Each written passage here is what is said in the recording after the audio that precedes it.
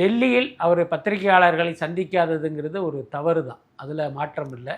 ஆனால் அந்த செயல் வந்து ஒரு பொதுமக்கள் மத்தியில் மிகப்பெரிய அதிருப்தியை ஏற்படுத்தி விஜய்க்கு ஒரு கெட்ட பெயரை ஏற்படுத்தி இருக்குமா அப்படின்னா நிச்சயமாக இல்லை. ரொம்ப வெளிப்படையாக சொல்லணும்னா, நல்ல வேளை நீங்கள் ப்ரெஸ்ஸை மீட் பண்ணலை, ப்ரெஸ்ஸை மீட் பண்ணாதது நல்லது தான் அப்படிங்கிற கருத்து தான் மக்கள்கிட்ட இருக்குது. என்ன காரணம் அப்படின்னா, ஊடகவியலாளர்கள் மீதான நம்பகத்தன்மை கடந்த ஆண்டுகளில் பார்த்திங்கன்னா மிகப்பெரிய அளவில் வந்து கேள்விக்குறியாகவும் கேலிக்குரியதாகவும் மாறிடுச்சு. என்ன, பல பத்திரிகையாளர்கள் தேர்தல் நேரத்தில் எப்படியெல்லாம் பேசினாங்கங்கிறத நம்ம பார்த்துக்கிட்டு இருக்கோம்.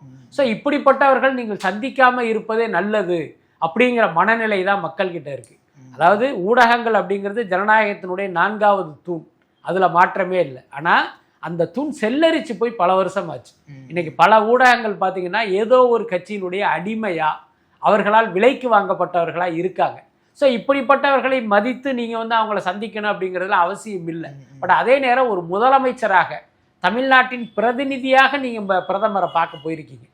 எல்லா முதலமைச்சர்களுக்கும் பார்த்தீங்கன்னா ஒரு 30 நிமிஷம் 40 நிமிஷம் 2 மணி நேரமெல்லாம் அப்பாயின்மெண்ட் கொடுத்த மோடி தமிழ்நாட்டின் முதலமைச்சர் விஜய்க்கு வந்து ஒரு 10 நிமிஷத்துலேருந்து 20 நிமிஷம் தான் அப்பாயின்மெண்ட் கொடுக்குறாரு அப்படின்னா என்ன அர்த்தம்?